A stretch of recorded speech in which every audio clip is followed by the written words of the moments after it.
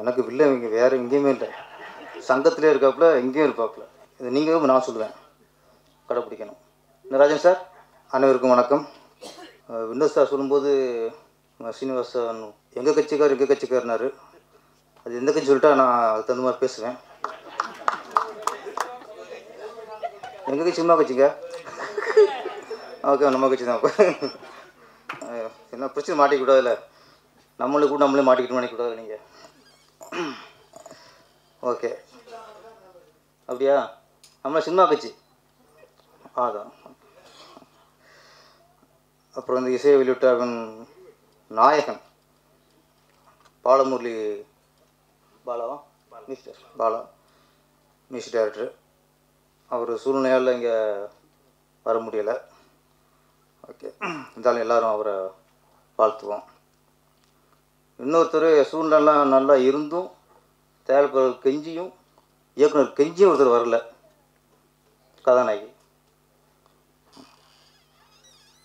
இது நிறைய தொடருது. ஏன்னா ஒரு படம் எடுத்து முடித்து வெளியே கொண்டு வரக்குள்ளே மிகப்பெரிய சோதனை சந்திக்கிறாங்க தயாரிப்பாளர்கள். பெரிய ஹீரோக்களுக்கே பேசுகிறேன், நம்பர் 1 நம்பர் 2 சொல்கிற ஹீரோக்களுக்கே அத்தனை கோடி 100 கோடி 200 கோடிங்கிறாங்க. கோடிக்கான ரசிகர் இருக்காங்க. இருந்தாலும் அவங்களே ஒரு இசை வெளியீட்டில் வச்சு அது ஒரு ஹைப்பை உருவாக்கி தான் வசூலை பார்க்க முடியாது. அப்படி தான் சினிமா இருக்குது. பெரிய ஹீரோவுக்கு அப்படி இருக்கும்போது சின்ன படங்களுக்கு இந்த சின்ன பட கதாநாயகெல்லாம் ஒத்துழைக்கணும், ஒரு இசை வெளியீட்டில் வரணும். அது தயாரிப்பாளர் சங்கம் கொஞ்சம் அதெல்லாம் ஒரு கடுமையான நடவடிக்கை எடுக்கணும். எல்லாத்துலேயுமே லேசை விட்டுருந்தா சின்ன பிடிச்ச ரொம்ப பாதிப்பு உள்ளாவாங்க. ஒரு இசைவிட்ட வைக்கிறா இருந்தால் அது முடிஞ்சு தான் சம்பளத்தை நீங்கள் கிளியர் பண்ணணும். ஒரு அமௌண்ட்டை பிடிச்சி வச்சுக்கணும், ஒரு 20% பிடிச்சி வச்சுங்க. 10 லட்சம் பேசிடலாம், 8 லட்சம் கொடுங்க, 2 லட்சம் இசை வீட்டில் வந்ததுக்கப்புறம் ஆடியோ ரிலீஸ் முடிஞ்சு கையோடு வாங்கிட்டு போகணும். செக்கை காட்டுங்க ஃபஸ்ட்டு, அப்போ தான் சரியாக வரும். நீங்கள் படத்தெல்லாம் கொடுத்துட்டிங்கன்னா நமக்கு தண்ணி காட்டுவாங்க. அவங்க படத்தை தண்ணி காட்டியிருக்காங்க லேடிஸு, அது அதுக்கு அப்புறம் வரேன். அதனால் இது அப்போ நேற்று இயக்குனர் ரொம்ப வேலை விட்டு சொன்னார். சார் எல்லோரும் சொல்கிறான் சார், என்ன வெளியூர் இருக்காங்க, வர ஃப்ளைட் டிக்கெட் போக ரெடியாக இருக்காங்க, தங்குறதுக்கு ரூம் போட்டு கொடுக்க ரெடியாக இருக்காங்க, மற்ற சாப்பாடு வசதி இங்கே கார் எல்லாம் இருக்குது சார். கதாநாயகி மனசு இல்லை சார், நம்ம நடித்த படத்துக்கு இசை வீட்டில் கலந்துக்கணும் மனசு இல்லை. அதனால என்ன சொல்கிறேன், இங்கே வந்த ஹீரோ மற்ற கதாநாயகி எல்லாருக்குமே மனமார்ந்த நன்றி, மதிச்சு வந்துருக்காங்கல்ல.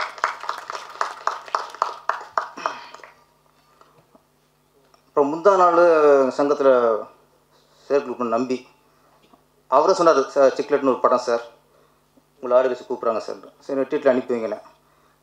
அவர் டிசைன்லாம் அனுப்பி வச்சார். பகீன் ஆகி போச்சு. 4-5 பொண்ணுங்க, நீங்களே பார்த்துப்பில்ல, ட்ரெயிலாம் பார்த்துப்பில்ல, ஒன்றுக்கு தோட தெரியுது, ஒன்றுக்கு ஸ்ரீலூஸு, விதவிதமாக இருந்துச்சு. என்னடா அது வேறு மாதிரி படமாக இருக்குமோன்ட்டு நம்பிட்டு சொன்னேன். நம்பி அதை மாட்டி விட்டாதிய, டிசைனு மாதிரியாக இருக்குது, வர போட்டிருக்காங்க அப்படின்னு கொஞ்சம் திரும்ப தாயங்கினேன். அவர் இப்போ கொஞ்சம் திருப்பி லைனுக்கு வந்தார். சார் நாளைக்கு உங்களை டேரக்டர் நேராக பார்க்கணும்னு சொன்னார் சார். எப்போ சார் வர சொல்லலாம்? சரி நான் சங்கத்துக்கு வர சொல்லுங்க, ஒரு 12 மணிக்கு வர சொல்லுங்க. கரெக்டாக வந்தாங்க. வந்துட்டு இந்த படத்தை பற்றி விஷயத்த டைரக்டர் சொன்னார். சொல்லும்போது அப்போ முடிவு இந்த மாதிரி படத்தை நம்ம போகணும் அப்படின்னு. ஏன்னா நாட்டுக்கு தேவையான விஷயம். இந்த இப்போ உள்ள ஜென்ரேஷனுக்கு 2K கிட்ஸுங்கிறாங்கள, 2K கிட்ஸுக்கு தலைவர் இப்போ ராஜன் சொல்லிட்டாங்க, ராஜன் சார்ன்ட்டு. அவர் AK-47 கிட்ஸ் அவர்லாம். அவர் சொல்லும்போது நல்ல விஷயம் சொல்ல வர்றாரு. அப்போ நான் யோசித்தேன், சரி இப்போ நல்ல விஷயம் சொல்ல வர்றாரு, அது முக்கியமாக பேரண்ட்ஸ் எவ்வளோ உஷாராக இருக்கணும், தன்னுடைய பசங்கள் விஷயத்தில் எவ்வளோ கவனமாக இருக்கணும் அப்படிங்கிறதுக்காக சொல்ல வர்றாரு. அப்போ ஏன் இப்படி ஒரு டிசைன், இப்படி ஒரு ட்ரெய்லர் அப்படின்னு யோசிச்சா அப்போ தான் தெரிஞ்சு டேரக்டர் எவ்வளோ புத்திசாலின்ட்டு. இப்போ ரொம்ப இப்போ நாங்கள் கிளப் ஹவுஸ் மாதிரி திருப்பாச்சி டிசைன் போட்டுக்குள்ளே ஒருத்தன் உள்ளே வர மாட்டான். என்னடா அது ரேவதி மாதிரி ஃபுல்லாக இழுத்து மூடிக்கிட்டு சேலையை கட்டிட்டு நின்று வச்சுக்கல யார் வருவா? பார்த்தாரு இப்போ உள்ள ஆளுக்கு எப்படி இருக்காங்க, நீங்கள் முதல்ல எப்படி தேட்டரில் உள்ளே கொண்டு வரணும், முதல்ல உள்ளே கொண்டு வருவான், அப்போ நம்ம கருத்தை சொல்லுவோம்னு முடிவு பண்ணியிருக்காரு.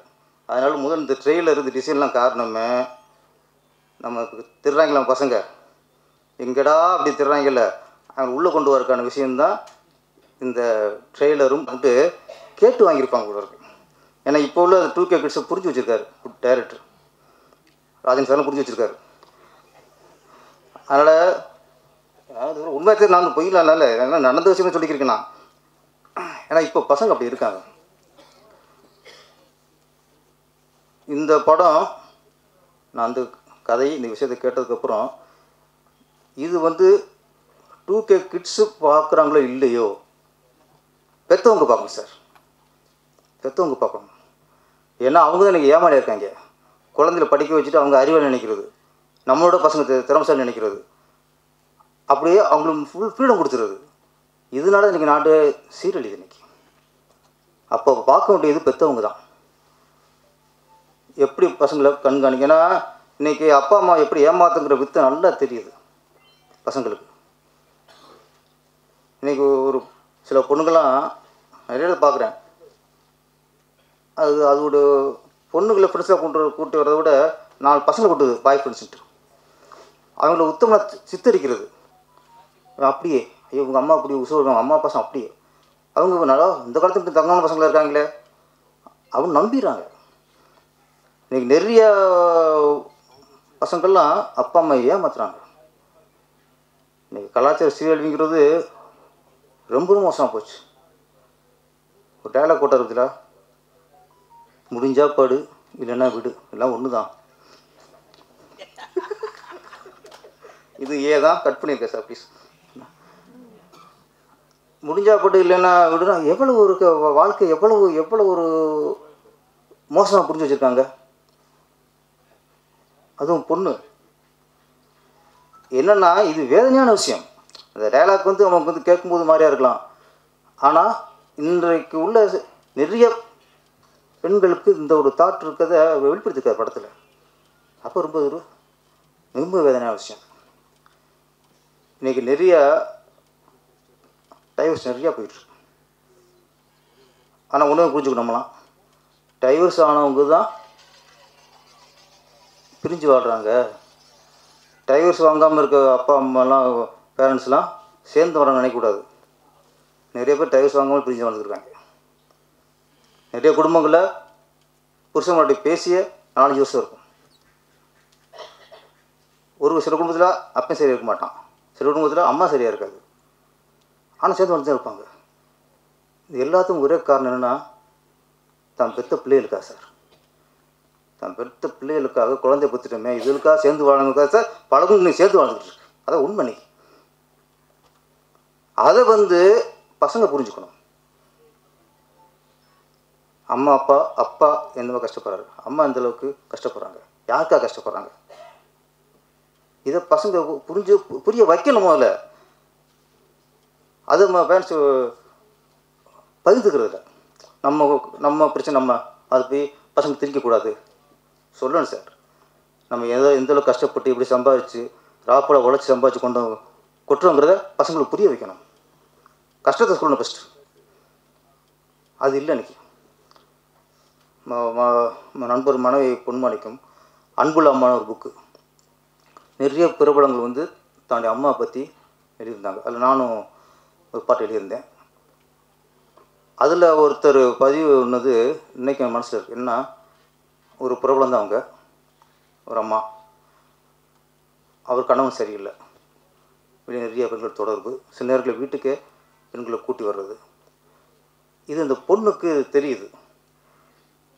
ஒரு சூழ்நிலை அந்த அம்மாட்ட பெற்ற பொண்ணு கேட்குது, ஏமா இப்படிப்பட்ட ஆளோட நீ வாழ்கிற, இப்படி புருஷன் உனக்கு தேவையா, தூக்கி போட்டு வேண்டியானே அப்படின்ட்டு.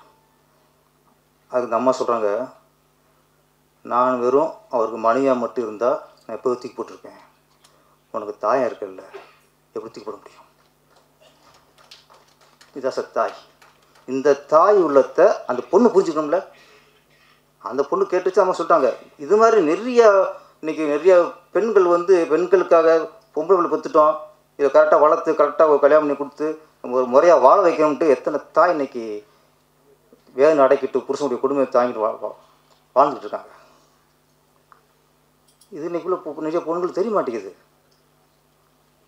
அப்பா அம்மாங்கிறதான் ஒரு ப்ராப்பர்ட்டியாக போச்சு. வீட்டில் ப்ராப்பர்ட்டி இது. ரொம்ப நான் என்கிட்ட சொன்னால் அப்பா பிடிக்க முடியாது, அம்மா உங்களுக்கு தெரியும். இன்னும் மிஸ்டேக்குன்னா சில தாயில் என்ன பண்ணுறாங்க, உங்கள் அப்பன் கூடலாம் வேறு ஒன்றும் குடும்பம் நடத்த முடியாது, நான் தான் நடத்துவேன். பெருமை பேசியே அப்போ நான் மட்டும் தட்டிடுறது. இவருக்குலாம் எப்படி நான் வாழ முடியும்? இவருக்கு ஒன்றுமே தெரியாது. அவர் ஜட்ஜாக இருப்பார், 2 பேரும் தூத்துக்கு வீட்டுக்கு வந்திருப்பார். இவர் சொல்லுவா, உங்கள் அப்பனுக்கு ஒன்றுமே தெரியாது அப்படின்ட்டு. இப்படி ஜட்ஜாக இருக்கட்டும், வைக்கலாக இருக்கட்டும், எல்லாருக்கும் அது ஒன்றும் தெரியாது. வீட்டில் ஒரு புருஷனாலே ஒன்றும் தெரியாதுன்னு நான் இருக்குது. இப்படி தொட்டதுன்னா அப்போ அந்த அம்மா பொண்ணு இப்படி அப்பனை மதிக்கும். அது முட்டாளை பார்த்துருக்கு, இவருக்கு என்ன தெரியும்ட்டு. அம்மா பொண்ணு ஏமாத்த ஈஸு. இந்த காலகட்டத்தில் இப்படி தான் போய்கிட்டு இருக்குது. இந்த மாதிரி சூழ்நிலை, இந்த மாதிரி படம் சிக்லெட் அப்படிங்கிறது ஒரு நல்ல விஷயத்த, கலாச்சாரம் கெட்டு போகக்கூடாதுங்கிறத சொல்கிற படம். ட்ரெய்லர் இப்படி இருக்கும். கடைசி எல்லாமே வந்து படத்தை பாருங்கள். இன்னொன்று சொல்கிறேன், திரைப்படத்திற்கு திரைப்படத்துக்கு சென்சார் எப்படி இருக்கோ அதோட பல மடங்கு இன்றைக்கி ஓடிடி தளத்தில் வர படங்களுக்கு வேண்டும். மிக மிக மோசமாக இருக்குது. ஏன்னா இங்கேயாவது தேட்டருக்காவது இந்த ஏசெட் பண்ணி அடையாளம் காட்டிடுறாங்க. அப்போ வயதுக்கு வந்து மட்டும் உள்ளே போகிறாங்க. இன்னொன்று இப்போ நிறைய யாரும் இப்போ அதிகமாக ஃபேமிலியாக உள்ள தேட்டருக்குள்ளே போகிறதில்ல. ஆனால் குடும்பத்தில் வீட்டில் இருக்கும்போது ஓடிடி தளத்தில் வர படத்தை குடும்பத்தோடு பார்க்குறாங்கிறத அரசாங்கம், மத்திய அரசு கவனத்தை கொள்ளணும்.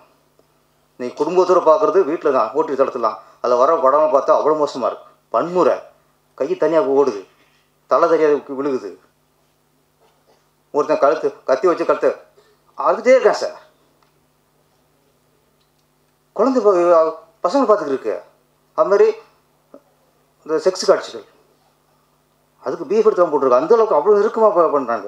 இதுக்கு ஓடிடி சென்சார் தேவையில்லையா? எப்படி தேவையில்லாமல் இருக்கும்? வீட்டில் ஓடிடி தளத்துக்கு தான் சென்சார் தேவை. இப்போ உள்ள சென்சாரை விட 3 மடங்கு அதில் கவனம் செலுத்தணும். நீங்கள் தான் சில படம்லாம் ஓடிடி ரிலீஸ் ஆகி தூக்குறாங்க. ஏன்? இப்போ சென்சார் நினச்சி அங்கே கோட்டை விட்டாங்க. ஓடிடி தளத்துக்கு கண்டிப்பாக சென்சார் வேணும். அதை வந்து மக்கள் எல்லாருமே குரல் கொடுக்கணும். குடும்பத்தில் இருக்க எல்லாருமே ஒவ்வொருத்தரும் டிவியில் முன்னாடி குடும்பம் பார்க்குறீங்களே, தான் குழந்தைக்கு மேலே அக்கறை இருந்தால் அவங்களும் சென்சார் குரல் கொடுக்கணும். இந்த சிட்லெட் படம் மிகப்பெரிய வெற்றி அடைய வேண்டும். துள்ளுவதோ இளமை அந்த டைப்பில் இந்த படமும் பண்ணியிருக்காங்க. தனுஷ் இந்த மாதிரி படத்தில் வந்து அன்றைக்கி பெரிய விட்டார். அன்றைக்கி உலகநாயகன் கமலஹாசன் அவர் படத்தை உணர்ச்சின்னு படம் இந்த மாதிரி தான் நல்ல விஷயம் தான். டைட்டிலும் உணர்ச்சின்னு இருக்கேன். நான் இப்போ விஷயம் நல்ல விஷயமா இருக்கும். அவர் நடித்த பெரிய ஹீரோ ஆகிட்டார். இந்த படத்தில் எப்படி ஒரு துள்ளுவதோ இளமை படத்து மூலமாக ஒரு செல்வரன் கிடைச்சாரோ அது மாதிரி நம்ம முத்து நமக்கு பெரிய டேரக்டராக உருவாக வேண்டும். மொத்த யூனிட்டுங்க இந்த வாழ்த்துக்கு நன்றி, வணக்கம். அன்பிற்கும் மரியாதைக்கும் உரிய பட தயாரிப்பாளர் அருமை தம்பி சீனிவாச குரு அவர்களே, படத்தை இயக்கியுள்ள தம்பி முத்து அவர்களே, படத்தை வாழ்த்த வந்திருக்கிற வெற்றிப்பட இயக்குநராக விளங்கிய உதயகுமார் அவர்களே, பேரரசு அவர்களே, மற்ற நந்தகோபால் அவர்களே, உளமாற தயாரிப்பாளரை, இயக்குனரை, நடிகர்களை வாழ்த்த வந்திருக்கிற நல்லவர்களே, உங்கள் அத்தனை பேருக்கும் என் மனம் நிறைந்த வாழ்த்துக்களை தெரிவித்துக் கொள்கிறேன். செவிக்கு உணவு இல்லாத போது சிறிது வயிற்றுக்கும் இயப்படும். ஆனால் இங்கே வயிற்றுக்கு பிரியாணி விருந்து கொடுத்த பிறகு செவிக்கு சில செய்திகளை சொல்லி வாழ்த்த இங்கே விழாவை நடத்தியிருக்கிறார்கள். பல பேர் மகிழ்ச்சியோடு ஆனந்தத்தோடு படத்தை வாழ்த்தி கொண்டிருக்கிறார்கள்.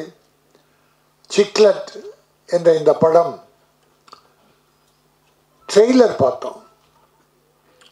நீட், வெரி நீட், ரொம்ப அற்புதமான இந்த காலத்துக்கு தேவையான ஒரு செய்தி.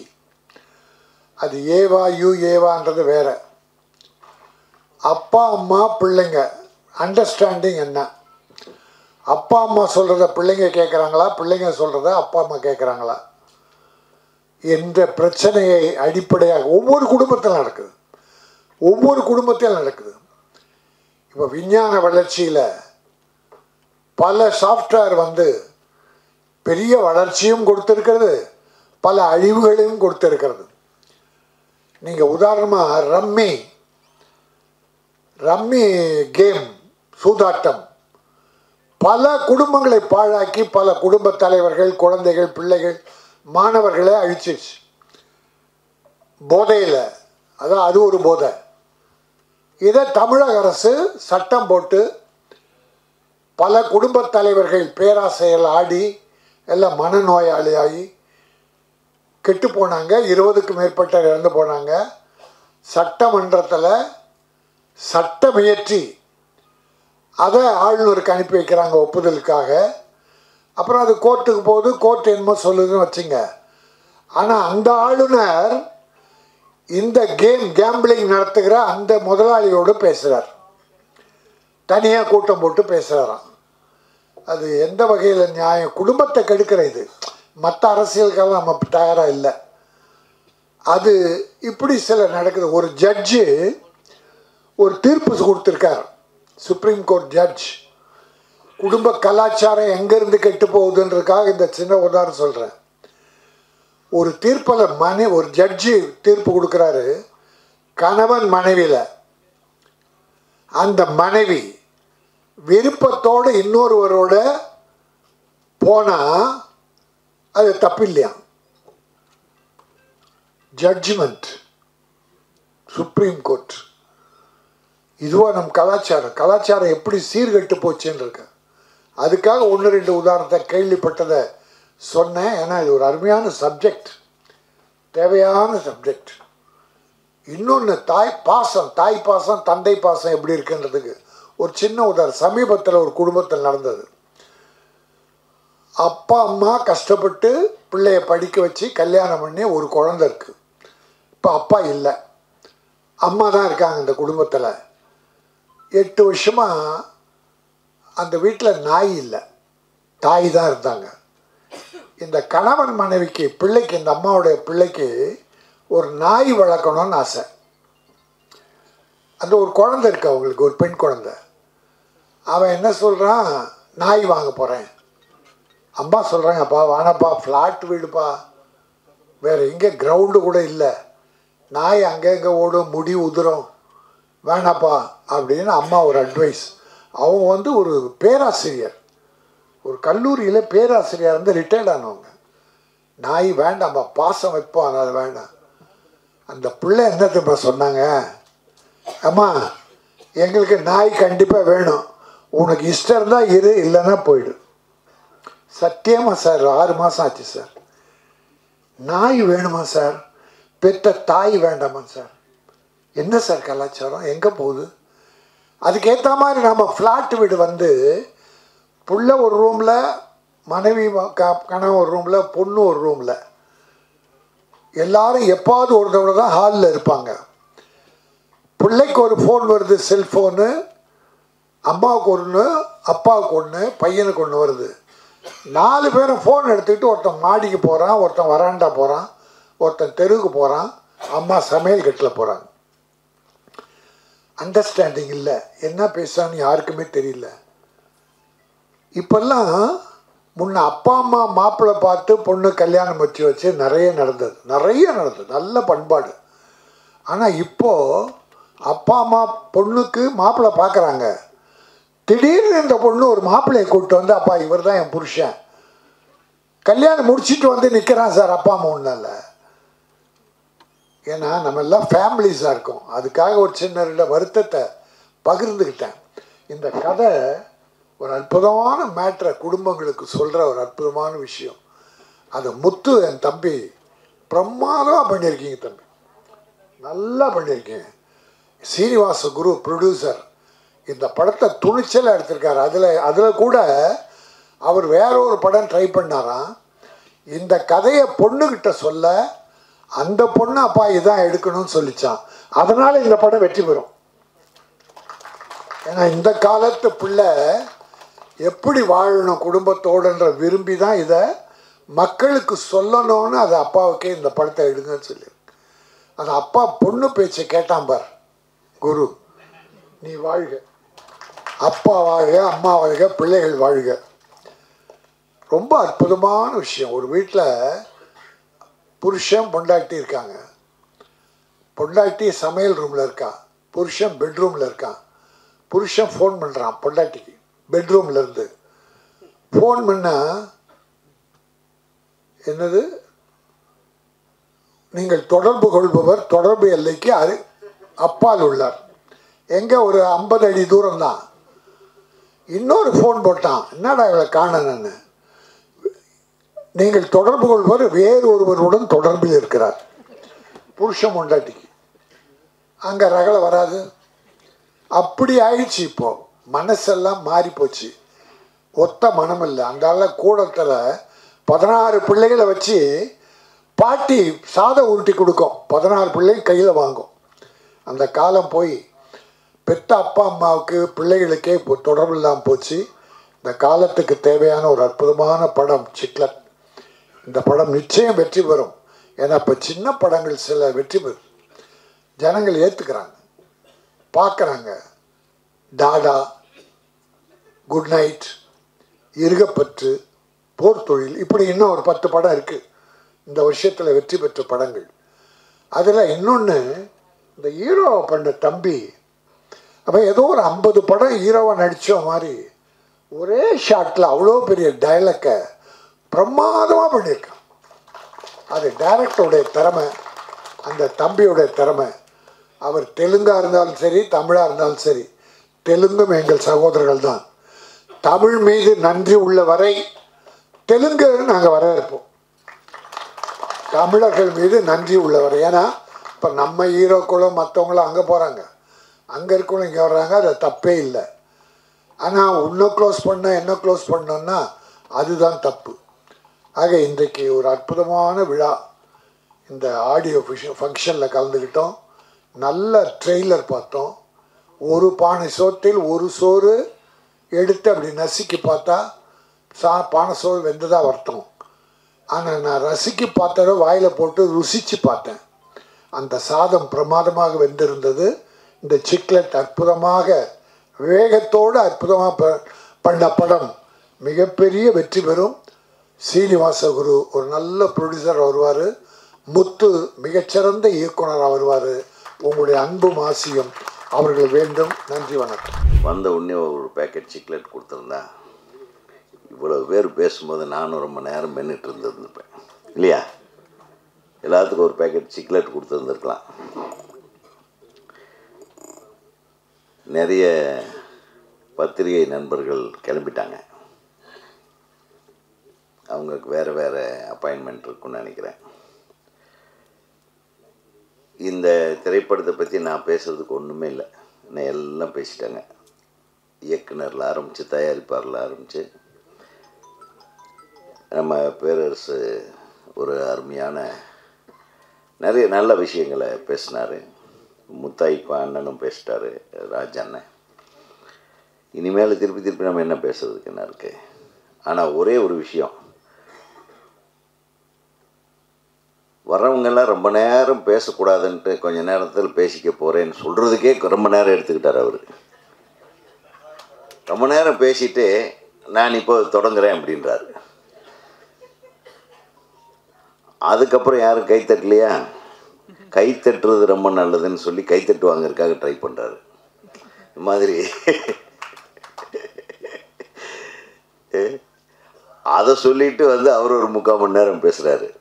நல்ல வேலை நான் சாப்பிடாம வந்தேன். கடைசி நேரத்தில் நம்ம நம்பி அவர்கள் ஒரு டப்பாவில் வெஜிடேரியன் கொண்டு வந்து என்கிட்ட கையில் கொடுத்தாரு. அதை சாப்பிட்டுக்கிட்டு இருந்தேன். இல்லைன்னா நம்மளுக்கு மயக்கம் வந்துடும். படத்தை பார்த்து மயங்க வேண்டிய விழிகள். ராஜண்ணன் சொன்ன மாதிரி செவிக்கு உணவில்லாத போது சிறிது வயிற்றுக்கு மியப்படும்ன்றதை மாற்றி வயிற்றுக்கு சாப்பாட்டு கொடுத்தாங்க. அதுக்கப்புறம் செவிக்கல, கண்ணுக்கு விருந்து அளித்திருக்கிறார்கள். கண்ணுக்கு எப்படிப்பட்ட விருந்து எல்லாம். யார் இளைஞர்கள் இல்லை, நம்ம எல்லாருமே இளைஞர்கள் தான். ஆசை இல்லாத மனுஷனே கிடையாது. அதனால் இந்த ட்ரெய்லருக்கு ஒரு ஹேட்ஸ் ஆஃப், ஒரு கைத்தட்டிடுவோம், உண்மையான கைத்தட்டு. டைரக்டர் முத்து வந்து உண்மையிலுமே அதாவது ஒரு தயாரிப்பாளரே வந்து பாராட்டுற அளவுக்கு ஒரு டைரக்டர் இருக்கிறாருன்னா அந்த தயாரிப்பாளருக்கும் நன்றி, அந்த இயக்குனருக்கும் பாராட்டுகள். ஏன்னா தயாரிப்பாளர் வந்து வேற ஒரு படத்தை தூக்கி போட்டு இந்த கதையை கேட்டு, அதுவும் அவருடைய புதல்வி சொல்ல, ஏன்னா நீ மிகப்பெரிய தயாரிப்பாளினி ஆயிடுவேன், இந்த படம் வந்து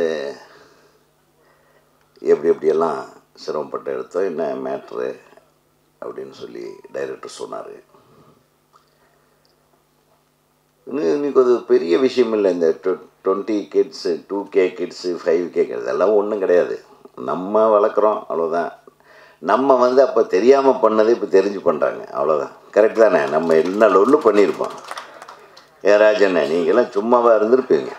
சும்மா இங்கே வந்து நம்மெல்லாம் ரொம்ப நல்லவங்க, நம்மளாம் பேரண்ட்ஸ் எல்லாம், எல்லா பேரண்ட்ஸுங்களும் அப்படித்தாங்க. வாய்ப்பு கிடைக்காதனால மட்டும்தான் ஒருத்தன் யோகியமானவனாக இருந்திருப்பானே தவிர, வாய்ப்பு கிடைச்சா எல்லாரும் விளையாடுவாங்க. இதுதான் உண்மை. எனக்கு தெரிய, நான் எனக்கெல்லாம் வாய்ப்பு கிடைக்கல ஜாஸ்தி. அதனால் இதை நான் ரொம்ப ரசிக்கிறேன்.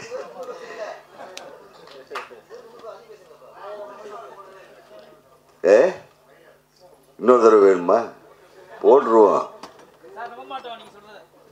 பத்திரிகை நண்பர்களின் வேண்டுகோளுக்கு நீங்கள் தயாரிப்பாளரையும் இயக்குனரையும் வேண்டி விரும்பி கேட்டுக்கொள்வது, நானும் இன்னும் ஒரு தடவை பார்த்துட்றேன்.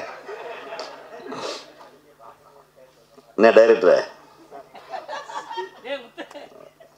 அடுத்தது இந்த கிட்ஸுகளுக்கும் ஒரு படம் இந்த மாதிரி எடுங்கன்னு.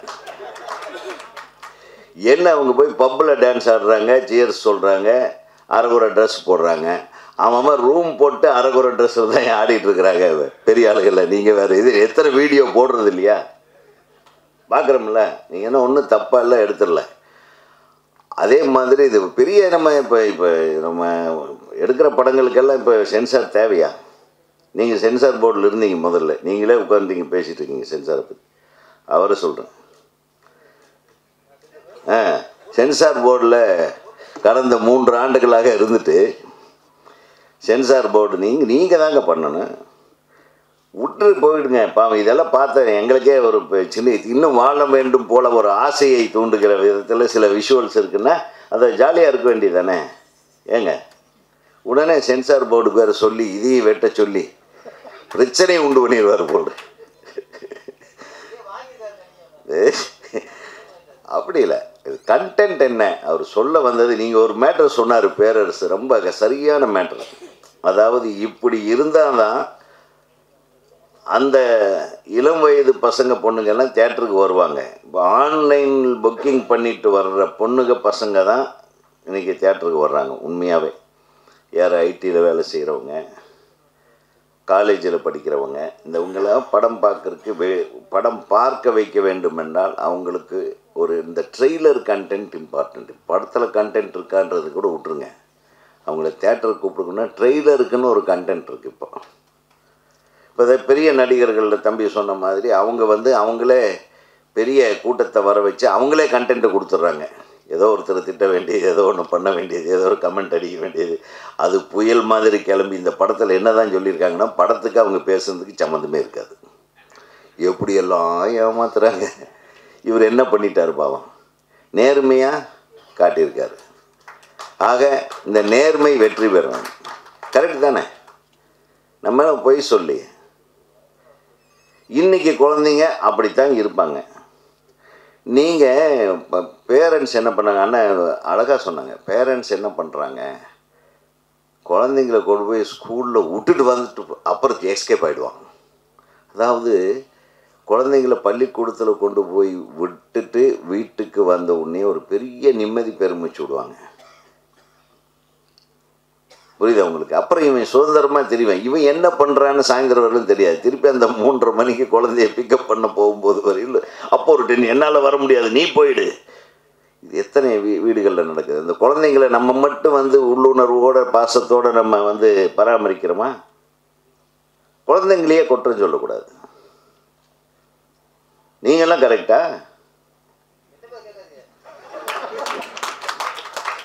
குற்றமுள்ள நெஞ்சு குறுக்கு இருக்குது. இல்லை, பொதுவாக சொல்கிறேன். அவருக்கு பார்த்தீங்களா டக்குன்னு டென்ஷன் ஆகிட்டாரு. நீங்கள் தானே மேட்ரு இழுத்தீங்க வம்புக்கு.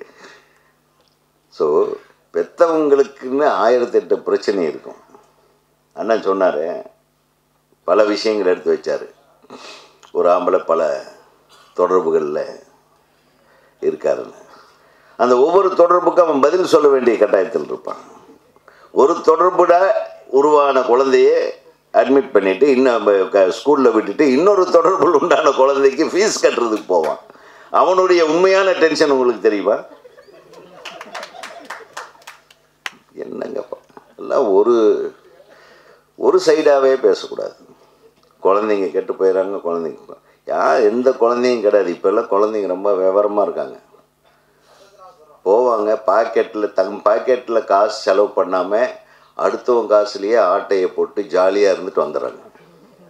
பெரும்பாலும் கிட்ஸ் அப்படி தான் இருக்காங்க. Correct? Nobody spends, they know how to make others spend.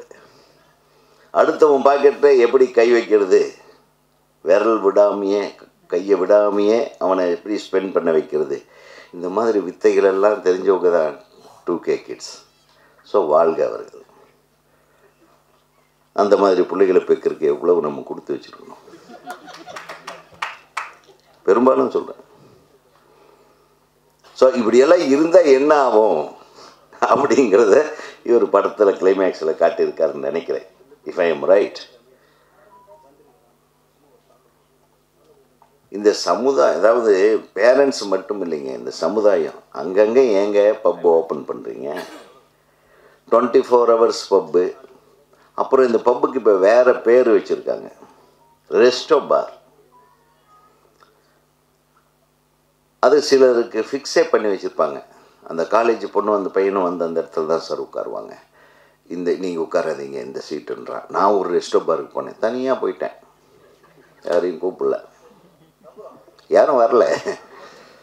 ஆனால் ஏது இல்லை சார், அங்கே ஆல்ரெடி புக்டு. நான் 1 மணி நேரமாக என் ஃப்ரெண்ட் ஒருத்தர் வர சொல்லிவிட்டு, அந்த இடத்துல எதுக்கு, ஏன் நம்ம போகிற இடமானார். சரிப்பா ஐயா அப்படின்னு கொஞ்ச நேரம் அவர் வந்தார். ஒரு 2 மணி நேரம் நாங்களும் பேசுகிறோம், அதையும் இதையும் வாங்கி சாப்பிட்டு.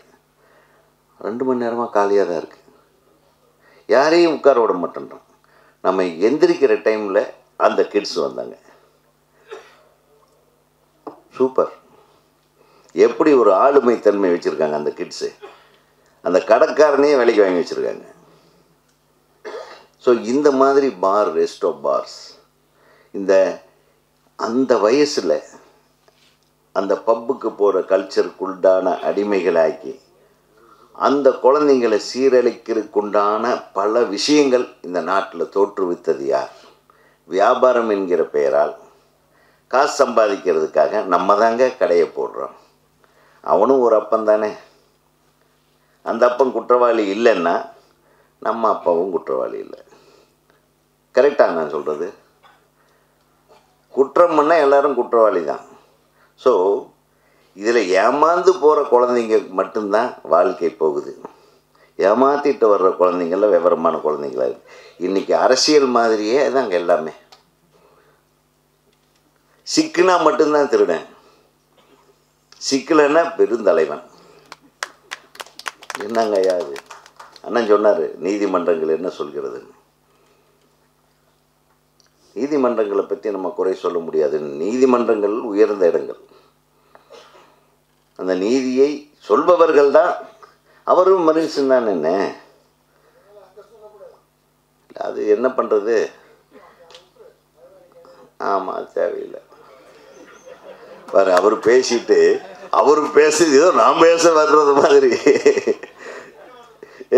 நீங்கள் தான் பேசுனீங்க, பேசிட்டு ஏன்டா பேசுனேன்ட்டு டென்ஷனில்.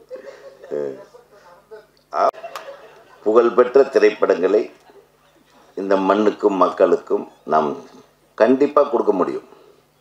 எங்களை மாதிரி இளைஞர்கள் இருக்கிற வரையிலும், எங்களை மாதிரி 2K கிட்ஸ் இருக்கிற வரையிலும் உங்களுக்கு வெற்றி வரும், கண்டிப்பாக வரும் சார். நான் சொல்கிறேன், நீங்கள் காமெடியாகவே நினைக்காதீங்க.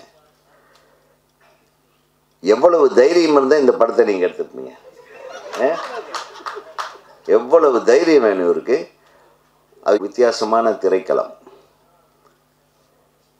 அது தம்பி Sathvik, I wish you all the best. మన తెలుగు నుంచి వచ్చేసారు ఇక్కడ. మీకు తెలుగు సినిమాలాగా మీకు తమిళ్లో కూడా ఒక చాలా పెద్ద ఒక ప్లాట్ఫామ్ ఇక్కడ దొరకాలని నేను I wish you all the best.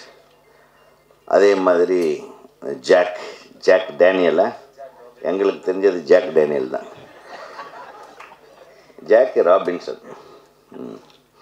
Jack ராபின்சனுக்கு கூட வாழ்த்துக்கள்.